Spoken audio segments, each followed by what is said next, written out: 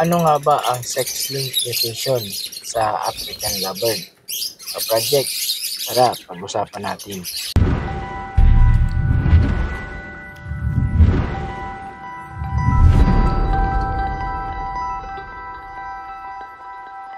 Disclaimer, hindi po ako eksperto sa larangan ng pag-iibon.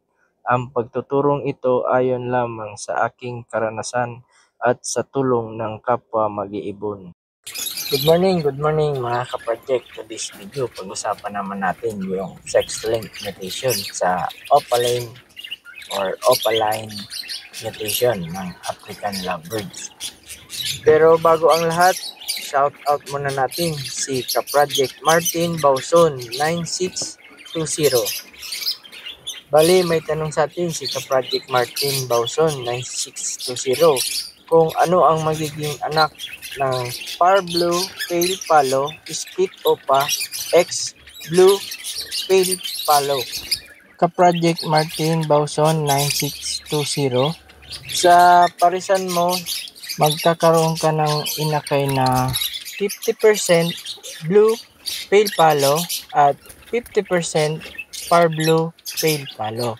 Bali, yan ang magiging kulay ng mga painakay mo kung wala nang ibang karga yung ibon mo. At yung pangalawang tanong mo, ka-project Marvin Bauson 9620, bali wala akong gamot sa pula dito sa aking munting ibunan. Bali ang ginagawa ko, nilalagay ko lang siya sa flight cage para ma-exercise naman yung breeder natin na hen. At saka counting diet, tamang patuka lang, yun. Tapos mga ilang weeks, months, gagaling din yan. Basta yung tamang diet lang.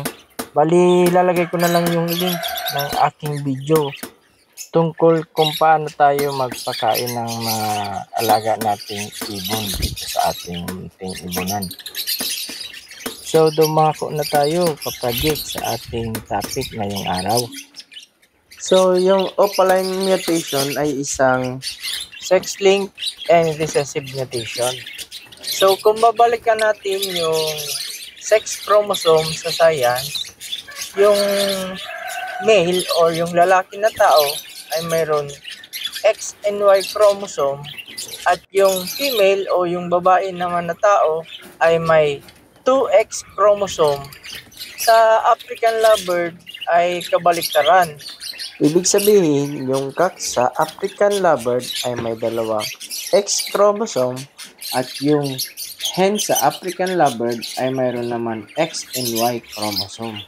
Para makapagpalabas tayo ng visual opaline cock, kailangan natin ng 2 copies ng genes o both parents dapat opaline. Kasi yung X chromosome ng cock sa African lovebird ay dalawa. So, yung hen naman sa African lovebird, para magkaroon ng visual opaline hen, kailangan niya lang ng isang copy na gene.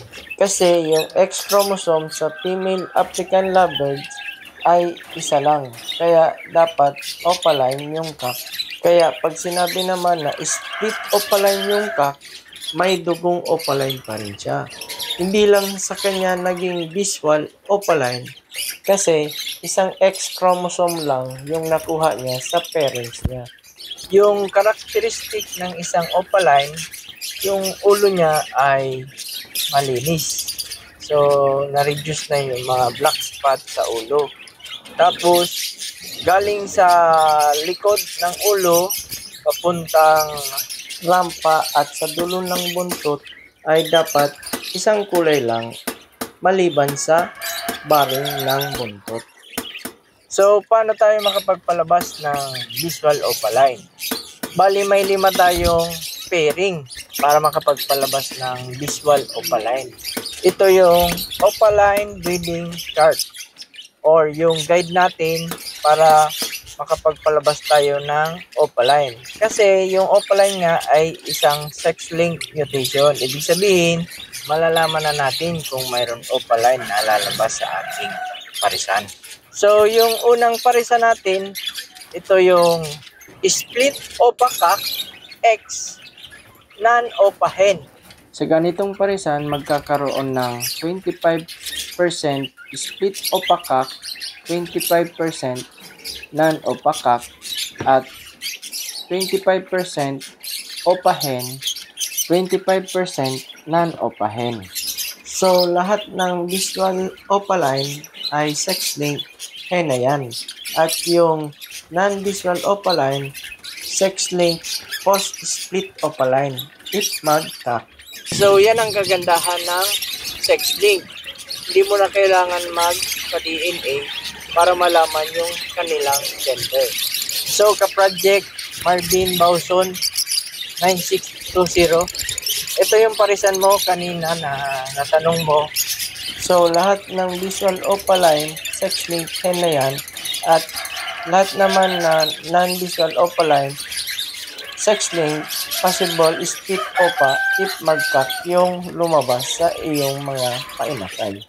So, yung pangalawang parisan natin, yung split opa-CAC X opahen. Sa ganitong parisan naman, magkakaroon ng 25% opa-CAC, 25% split opa-CAC, at 25% opahen, 25% non-opahen. Sa ganitong parisan naman, hindi tayo makaka-declare ng gender. Kasi yung visual opaline, possible hen and CAC. So, kailangan natin magpa-DNA ng ibon or hintayin yung maturity ng ibon para masabi natin yung sure gender. Pero yung non-visual opaline, sex-linked, possible, split opa if mag-CAC. So, paano naman natin malaman na split opa nga yung CAC? Para malaman natin split opa yung CAC, ang pwede lang natin gawin is yung test breed.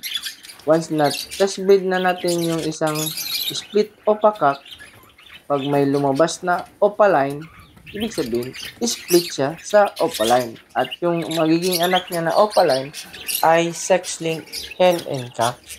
So, yung pangatlong parisan naman natin, ito yung opa-CAC X non-opahen. Sa ganitong parisan, lahat ng non-visual opaline, sex-linked, split opa-CAC. At lahat ng visual opaline, sex-linked hen na yan. Kaya ito ang halos gusto ng mga breeder. Kasi hindi na nila kailangan magpa-DNA. Kaya once nakita nila na opaline at non-opaline, sure na yung gender nila. So, yung pang-apat na parisan natin, yun yung non-opaque X opahen. So, sa ganitong parisan naman, lahat ng inakay ay non-opaline. Kasi, yung CAC natin ay non-opaline. So, lahat ng magiging anak nila, non-opaline. Pero, once naging CAC yung inakay, sex-linked, split opaline. At yung last natin, yung panglima natin, siyempre, yung back-to-back opaline or yung opa-CAC X opahen. So, lahat ng magiging anak nila, hen and CAC, visual opaline.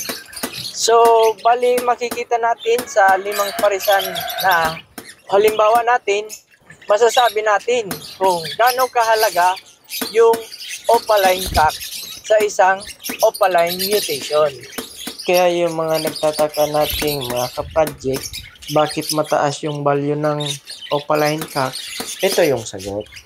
Mahirap makapagpalabas ng isang visual opaline CAC at mahalaga sa parisan ng opaline. Yan lang mga ka-project. Sana may natutunan naman tayo sa munting video natin. So mga ka-project, pa-like and share na lang ng ating video. Thank you for watching mga ka-project. Salamat.